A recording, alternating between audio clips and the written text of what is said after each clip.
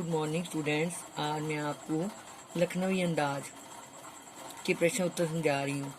इसके लेखक यशपाल जी हैं। प्रश्न 1, लेखक को नवाब साहब के किन हाव भावों से महसूस हुआ कि वे उनसे बातचीत करने के लिए तनिक भी उत्सुक नहीं है। उत्तर, लेखक को डिब्बे में आया देखकर नवाब साहब की आंखों में यह संतोष छा गया। ऐसे लगा मानो लेखक के आने से उनके एकांत में बाधा पड़ गई हो। उन्होंने लेखक से कोई बातचीत नहीं की, उनकी तरफ देखा भी नहीं। वे खिड़की से बाहर देखने का नाटक करने लगे, साथ ही डिब्बे की स्थिति पर गौर करने लगे।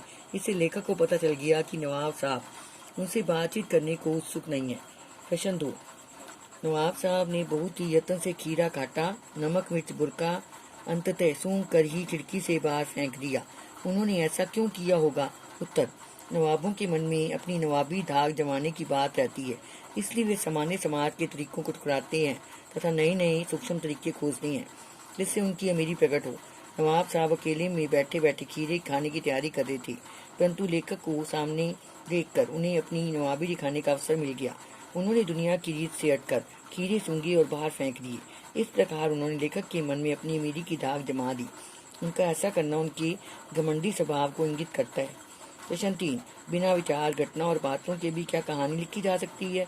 यशपाल के इस विचार से आप कहाँ तक सहमत है? उत्तर, हम यशपाल के विचारों से सहमत हैं।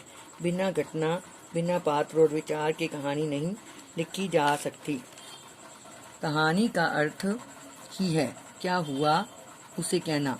अतः जब घटना नहीं होगी तो यह कैसे पता चलेगा कि क्या हुआ? बिना पात्रों के कुछ होगा कैसे, घटेगा कैसे? कहानी में कोई न कोई विचार, बात या उद्देश्य भी अवश्य होता है। प्रश्न 4, आप इस निबंध को और क्या नाम देना चाहेंगे और क्यों? उत्तर, हवाई बोझ या ख्याली भोजन, क्योंकि इस निबंध में मुख्य घटना नवाब साहब की है जो कल्पना से ही खीरे का स्वाद ले रहे हैं। प्रश्न 5, नवाब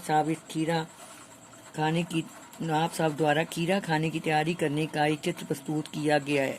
इस पूरी प्रक्रिया को अपने शब्दों में लिखिए। उत्तर, नवाब साहब बड़े आराम के साथ पालथी मारकर बैठे थे। उनके सामने तौलिए पर कुछ ताजे खीरे रखे हैं। वे ऐसे बैठे हैं मानो दिन भर में उन्हें एक यही महत्वपूर्ण काम करना है। धीरे से उन्होंने तौलिए को उठाया, झाड़ा और बिछाया। अब सीट के नीचे से पानी का लोटा उठाया, उस पानी से खिड़की के बाहर करके खीरे धोए हुए खीरे तौलिए पर रखे। फिर एक को उठाया, जेब से चाकू निकाला, चाकू से खीरे का सिर काटा, एक सिरे को चाकू से गोदा, उसकी झाग निकाली।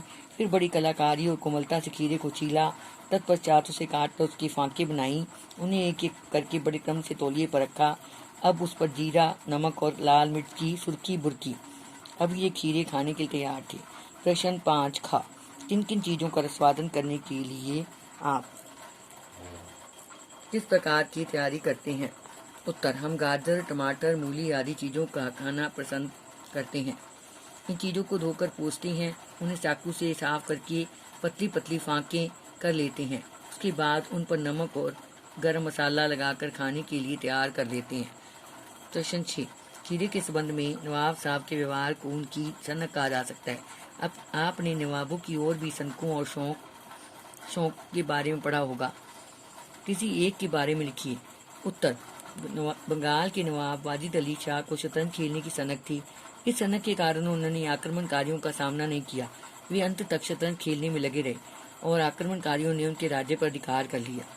प्रश्न 7, क्या सनक का कोई सकारात्मक रूप हो सकता है? यदि हाँ तो ऐसी सनकों का उल्लेख कीजिए।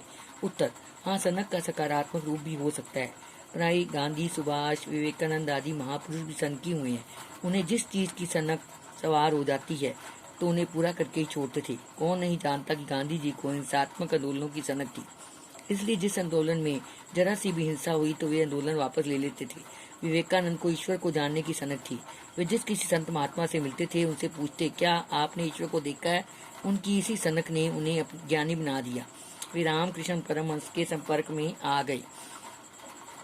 गृह कार्य, बच्चों ये सारे प्रश्न उत्तर आपने याद करने और लिखने हैं।